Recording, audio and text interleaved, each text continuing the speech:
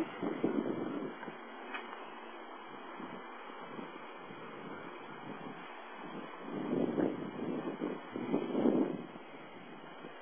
Daniel Mauser.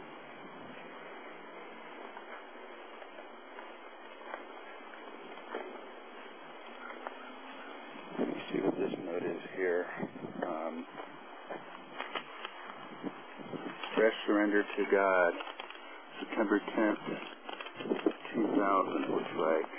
Robert Philip Butler, 2002. Dear Rachel, I've been thinking lately my heart has been longing to come to kind of fresh surrender and recommitment to Jesus and the Father's will.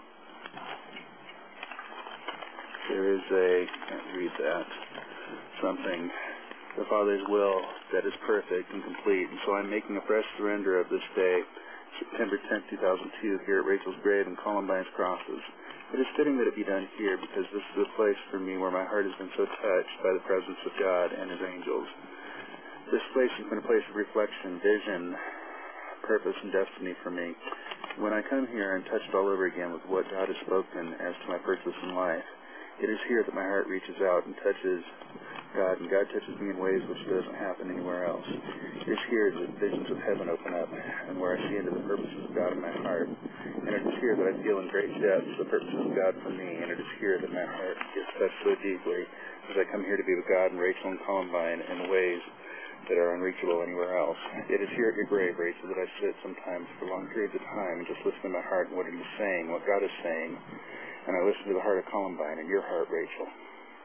It is in these times that I feel intensely God's purposes in His heart, as the compassions are kindled, and as these compassions pierce my own heart with the light of God's heart. It is here that I cry, and where tears well up out of nowhere. At times they come bursting on the scene with no warning, and at other times the tears come as softly flowing dewdrops.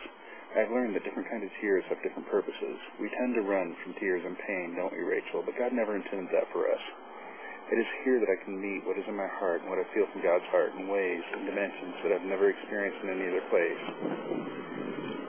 It is here in this sacred and hallowed ground that light shines in the blazing stream of God's love, and eternity shines more than in any other place.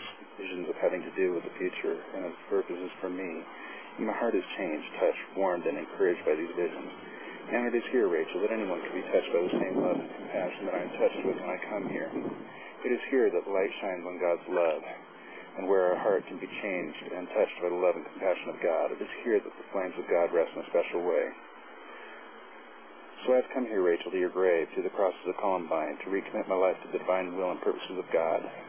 It is something that has been growing in my heart for days and weeks now. It is something that my heart is longing to do, something that my heart has been drawn to do by the wonder, working power of God, of the love of God. And it is something that I have proposed to do, something that has been extremely deep and profound meanings to me. You see, Rachel, today is my birthday, and I wanted to do something special for God and for myself. And I asked God how could my birthday be the most meaningful for me. And so, Rachel, I'm surrendering my heart all over again to the perfect will of God, to allow Him to guide and direct my life in the way that He has chosen. Thank you, Rachel, for your heart, your surrender to God, and for your pervading influence in my heart and life. Rachel, I promise God and yourself what God has commanded me to do in Columbine, I will complete. Wow. And we're now in the main area of the lobby of the funeral home cemetery here. Wonderful, wonderful people that have been helping me find this place.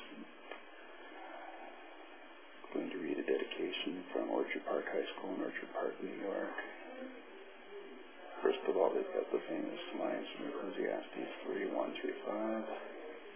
There is a time for everything and a season for every purpose under heaven, and a time to be born and a time to die, a time to plant and a time to uproot, a time to kill and a time to heal, a time to tear down and a time to build, a time to weep and a time to laugh, a time to mourn and a time to dance, a time to cast away stones and a time to gather them.